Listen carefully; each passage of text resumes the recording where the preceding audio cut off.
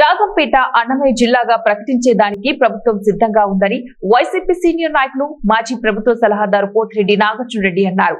కూటమి ప్రభుత్వం అధికారంలోకి వచ్చిన తర్వాత ముఖ్యమంత్రి చంద్రబాబు నాయుడు 32 జిల్లాలుగా ప్రకటిస్తున్నట్లు వెల్లడించారు. కిలోమీటర్లు మా ప్రకాశం జిల్లా బార్డర్ నుంచి ఇటు రాజంపేటకు పోవాలంటే దాదాపు 150 కిలోమీటర్ల ప్రయాణం చేయాల్సిన పరిస్థితి ఉంది. అదే మాకు కడప జిల్లా అయితే దాదాపు 95 కిలోమీటర్ల కంటే ఎక్కువ దూరం ఉండదు. మరి అదేవిధంగా మనకు రాజంపేట గత ప్రభుత్వంలో రాజంపేటకు మన రాజంపేట ఆర్టీఓ ఆఫీస్ కాకుండా ఎలక్షన్లకు ముందు ఆయన చెప్పిన హామీ ప్రకారం జగన్మోహన్ రెడ్డి గారు మనకు బద్వేల్ నియోజకవర్గానికి సంబంధించి మనకు ఆర్టీఓ ఆఫీసును కూడా ఇక్కడనే ఏర్పాటు చేయడం కూడా జరిగింది. అదేవిధంగా సబ్ జడ్జి కోర్టు కూడా ఇక్కడనే ఏర్పాటు చేయడం కూడా జరిగింది.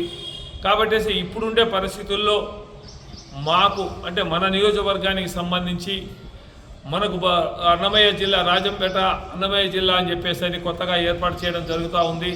కాబట్టి ఈ పరిస్థితి వచ్చిందంటే ప్రజలందరూ కూడా చాలా ఇబ్బందులు పాలయ్యే పరిస్థితి ఉంది. భౌగోళికంగా చూసినా కూడా అది ఎక్కడుందో మనకు జిల్లాకు దూరంగా ఉండేట్టు పరిస్థితి ఉంది. కాబట్టి చివరిలో మనం ఉన్నాం. ఒక పక్క నెల్లూరు జిల్లా, ఒక పక్క ప్రకాశం జిల్లా, ఈ విధంగా కర్నూలు జిల్లా ఒక సైడు. ఈరోజు ఇట్లా అన్నమయ్య జిల్లాకు తీసుకుపోతే ప్రజలు అందరూ కూడా ఇబ్బందులు పాలవుతారు.